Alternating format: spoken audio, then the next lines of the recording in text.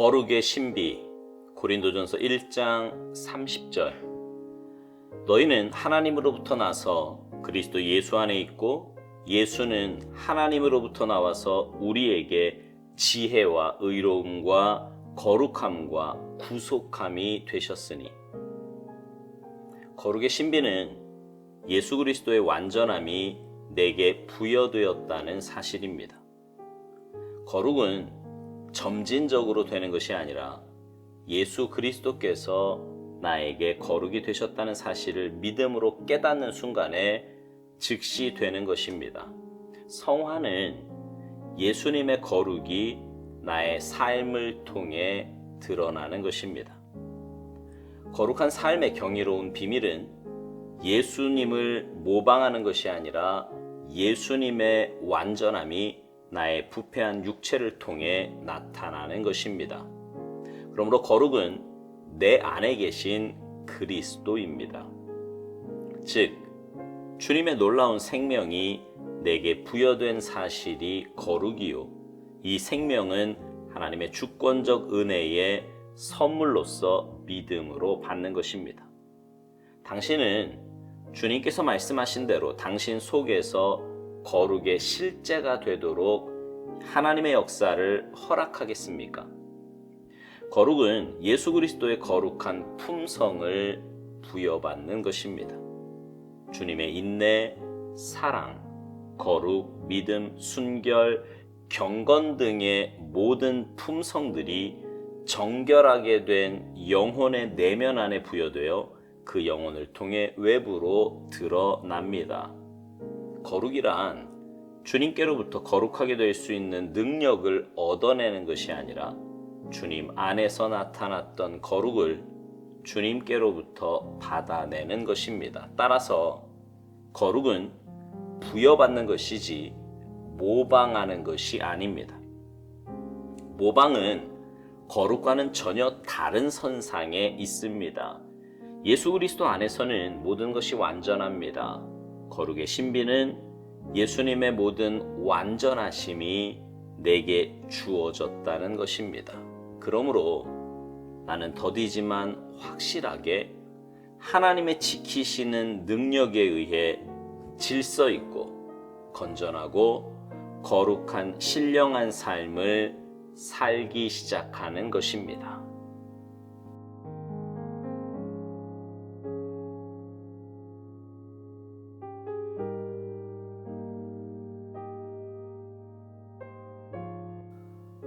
오늘 묵상의 제목은요, 거룩의 신비입니다. 어제 묵상에서 우리는 거룩이 무엇인가를 보았습니다. 거룩이란 예수님과 하나가 되는 것을 의미한다고 했지요. 여러분 한번 생각해 보세요. 이게 얼마나 놀랍고 신비한 일입니까? 그렇게 완전하고 거룩하신 분이 어떻게 우리와 하나가 되실 수 있단 말입니까? 어떻게 온 우주의 주인이시고 창조주이신 분이 우리 안에 내재하실 수 있단 말입니까? 결코 이해할 수 없는 신비입니다. 오스왈드 목사님은요, 오늘 묵상을 시작하면서 거룩의 신비는 예수 그리스도의 완전함이 내게 부여되었다는 사실이라고 말합니다. 어제 묵상을 나눈 대로 주님이 내 안에 임재하시니 내가 거룩해지는 것입니다. 이건 어떤 노력이나 열심을 통해 이루어지는 것이 아니에요. 그래서 오스왈드 목사님은 거룩이 점진적으로 되는 것이 아니라 예수 그리스도께서 나에게 거룩이 되셨다는 사실을 믿음으로 깨닫는 순간에 즉시 되는 것이라고 말합니다. 그렇습니다.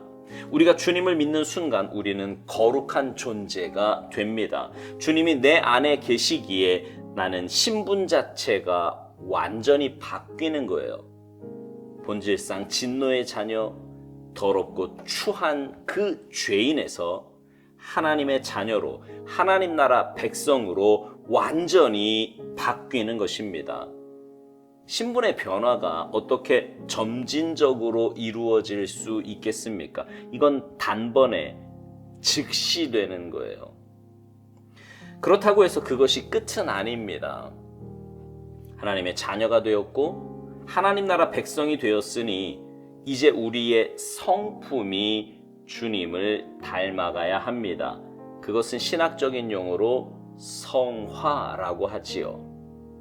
오스왈드 목사님은 성화에 대해서 예수님의 거룩이 나의 삶을 통해 드러나는 것이라고 말합니다.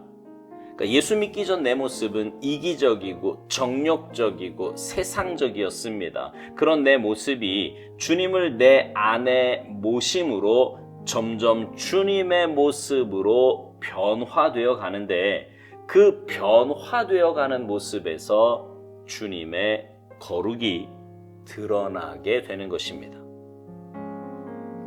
오스왈드 목사님은 거룩한 삶의 경이로운 비밀은 예수님을 모방하는 것이 아니라 예수님의 완전함이 나의 부패한 육체를 통해 나타나는 것이라고 말합니다. 그러면서 거룩은 곧 우리 안에 계신 그리스도이며 예수님의 놀라운 생명이라고 말합니다. 계속해서 드리는 말씀이지만 거룩은 내 노력의 결실이 아닙니다. 거룩은 주님 자체이세요. 주님 자체이십니다. 그리고 그 거룩하신 주님이 내 안에 임재하시기에 나도 거룩한 존재가 되는 것입니다. 그리고 그렇게 거룩하게 된 존재가 나는 날마다 죽고 내 안에 계신 주님이 사심으로 인해 주님을 닮아가는 거예요. 그러니까 거룩의 출발점은 믿음입니다. 믿음. 주님이 나를 사랑하신다는 것을 믿는 믿음. 나를 사랑하신 주님이 이 땅에 오셔서 내 죄 문제를 해결해 주셨다는 것을 믿는 믿음. 그 주님이 내 안에 임재하셔서 내 삶의 주인이 되셔야 한다는 것을 믿는 믿음. 이 믿음이 거룩의 시작인 겁니다. 오스왈드 목사님은요, 이 부분에 대해서 이렇게 말을 합니다. 이 생명은 하나님의 은혜의 주권적인 선물인데 믿음을 통해 우리에게 전달된다고요. 그러면서 이렇게 질문합니다. 예수님의 생명이 하나님의 말씀을 통해 나타났듯이 성화가 당신의 삶을 통해 실제로 드러나도록 당신이 허락하겠느냐고요. 그러니까 믿음으로 주님을 마음에 모시고 주님의 인도하심 따라 살겠느냐는 말입니다. 여러분 어떻게 하시겠습니까? 아니, 어떤 삶을 살고 계십니까? 오스왈드 목사님은 거룩에 대해 다시 한번 이렇게 강조합니다. 거룩은 예수 그리스도의 거룩한 성품을 부여받는 것이라고요. 주님의 인내, 사랑, 거룩, 믿음, 순결, 경건 등의 모든 품성들이 정결하게 된 영혼의 내면 안에 부여되어 그 영혼을 통해 외부로 드러난다는 것입니다. 영혼의 정결은 주님의 보혈로만 가능합니다. 다시 말해 사도행전에 있는 말씀처럼 회개하여 각각 예수 그리스도의 이름으로 세례를 받고 죄 사함을 받을 때 우리는 성령님을 선물로 받는 정결한 영혼이 되는 것입니다. 그 정결한 영혼 안에 주님이 임재하시고 주님 임재하심으로 주님의 성품으로 밖으로 드러나는 것이 바로 거룩한 삶이에요. 오스왈드 목사님은 계속해서 이렇게 말을 합니다.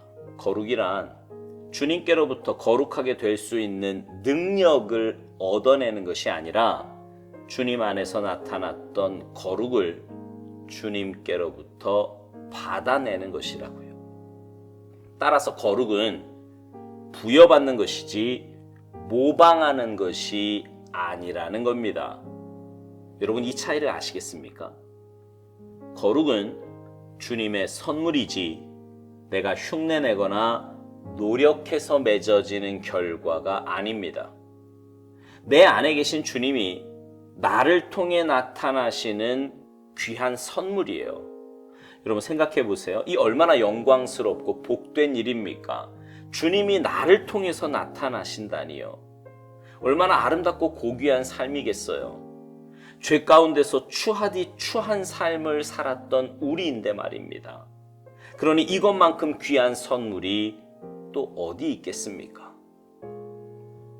오스왈드 목사님은 묵상 마지막에서 이런 말을 합니다. 예수 그리스도 안에서 모든 것이 완전한데 거룩의 신비는 예수님의 모든 완전하심이 내게 주어졌다는 것입니다. 그러므로 나는 더디지만 확실하게 하나님의 지키시는 능력에 의해 질서 있고 건전하고 거룩한 신령한 삶을 살기 시작한다는 것입니다. 주님을 모시고 사는 우리 모두는 주님의 것입니다. 그래서 주님이 지켜주세요. 주님이 지켜주시고 인도해 주시기에 우리는 주님 닮은 주님 뜻 안에 거하는 거룩한 삶을 살 수 있는 것입니다. 사랑하는 성도 여러분, 여러분 안에 계신 주님이 여러분의 삶을 통해 나타나심이 얼마나 영광스러운 일인지 깨달으시기 바랍니다. 그래서 내가 주인 되는 인생이 아니라 주님의 주인 되심으로 인해 주님의 거룩하심이 내 삶을 통해 나타나게 되기를 주님의 이름으로 축복합니다. 아멘.